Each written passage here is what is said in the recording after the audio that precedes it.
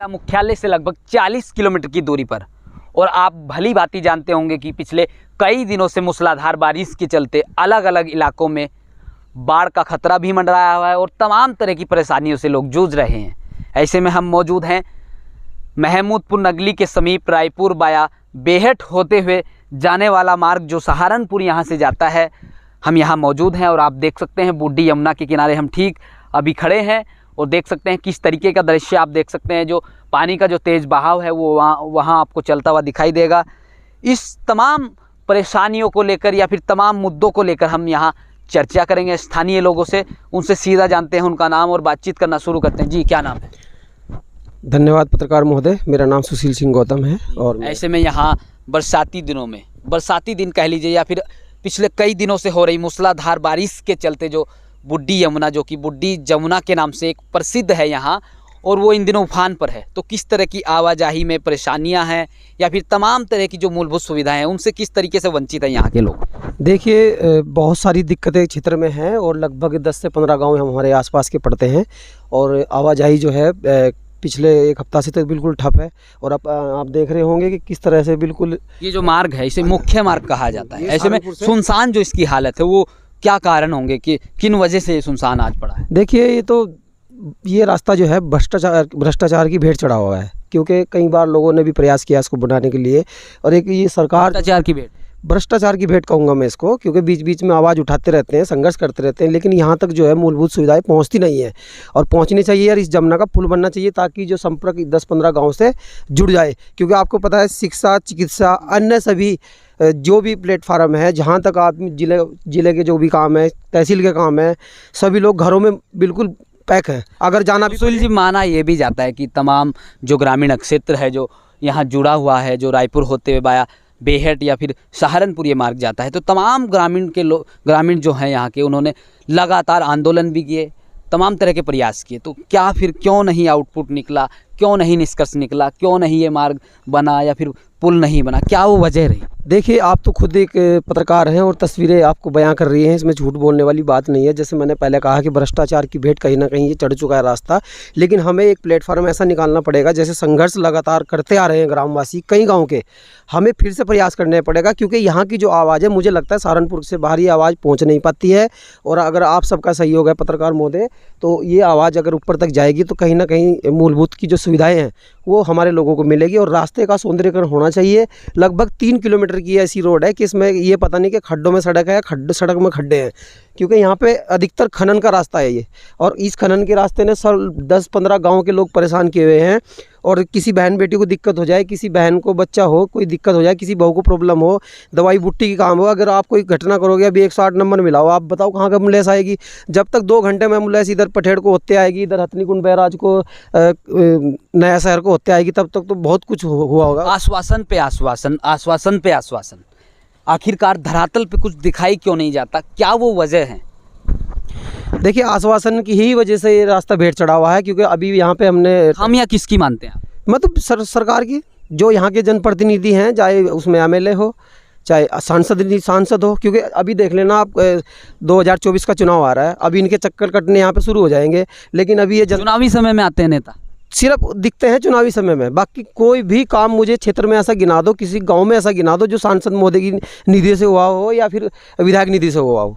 ऐसे में कई गांव इधर मौजूद हैं, कई गांव बसे हैं, तो उनकी आवाजाही को यदि देखें तो किस तरीके से मार्केट वो लोग जाते हैं और तमाम तरह की जो आवश्यक चीज़ें हैं वो किस तरीके से वो जुटाते हैं? देखिए, हमारा यहाँ का जो मुख्य बाजार है, रायपुर है, यहाँ पास में 3 किलोमीटर पड़ता है, उसका भी जन संपर्क टूट चुका है। बताओ, अगर बाजार भी जाना पड़ेगा तो कहाँ को जाएगा आदमी? अगर कोई मेहमान आएगा वो कहाँ को आएगा? किसी बहन बेटी का रिश्ता करना हो गया, लोग नदी का पुल देख के, नदी और रास्ता देख के भाग जाते हैं। युवाओं के रिश्ते भी नहीं करते, रिश्ता हो ही नहीं पाते।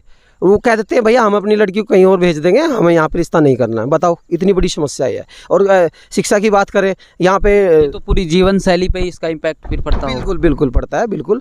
अभी शिक्षा की बात कर ले, भेंट यहाँ से लगभग 12 से 15 किलोमीटर है। हम यहाँ के बच्चे छोटे तहसील भेंट ही लगती है, तहसील भेंट लगती है। और तहसील जो हमारे बच्चे इंटर हाई स्कूल करने वहाँ पे जाते हैं, यहाँ बेहट जाते हैं भाई साहब, जाना 12-13 किलोमीटर का सफर तय करके। उसमें चाहे बहन बेटियाँ हो, अब ये लगाओ कि बच्चा पैदल जाएगा 3-4 घंटे, तो बस ही बर्बाद हो गए, कहाँ पड़ेगा वो?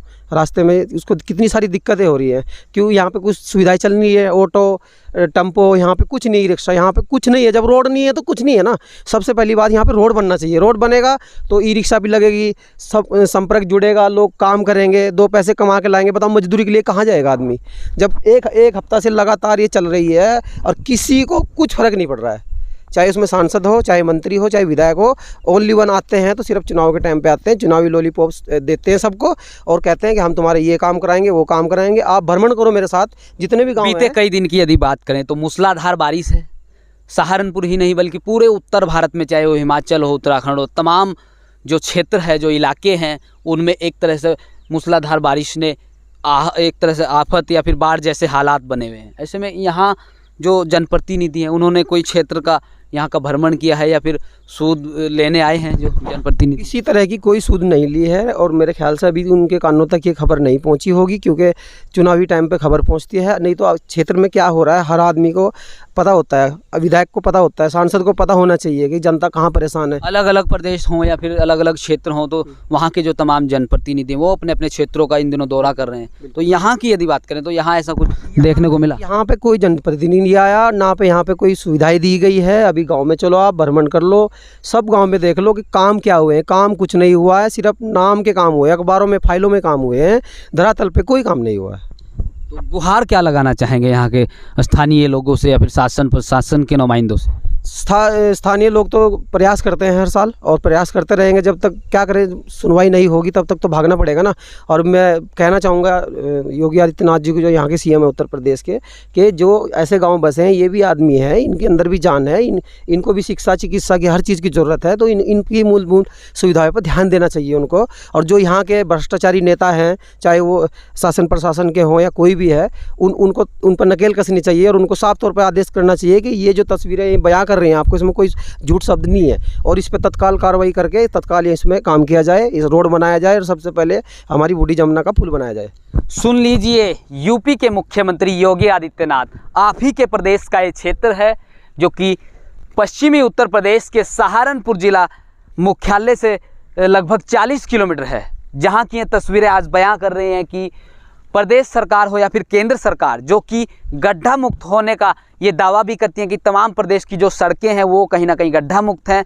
और आप देख सकते हैं तस्वीरें जो कि गड्ढों से लैस आपको दिखाई देगा। ये पूरा जो रोड है, तमाम तरह के गड्ढे या फिर पत्थर, उबड़ खाबड़ इंडोलेशन आपको दिखाई देगी। और नदी की भी तस्वीर आप देख सकते हैं, जो कि बुड्डी जो नदी है वो अपने उफान पर है। उसका जलस्तर आप देखकर अंदाज़ा भी लगा सकते हैं। आखिरकार जो बुड्डी जमुना का जलस्तर है वो एक अपने आप में ख़तरनाक है, खतरे के ऊपर से बह रही है, जिसमें आवाजाही करना बिल्कुल मुश्किल काम है। और उसी को देखते हुए ये ग्रामीण तमाम जो है, दर्जनों गाँव यहाँ इस रोड से जुड़े हुए हैं, दर्जनों गांव का संपर्क यहाँ टूट जाता है। वो जो लोग हैं, वहाँ के जो तमाम लोग हैं दर्जनों गांव के, वो अपना जो है मूलभूत जो या फिर आवश्यक चीज़ों को जुटाने के लिए दूर या फिर कहें कोसों दूर से सफ़र तय करके रायपुर या फिर बेहट या फिर सहारनपुर का सफ़र वो तय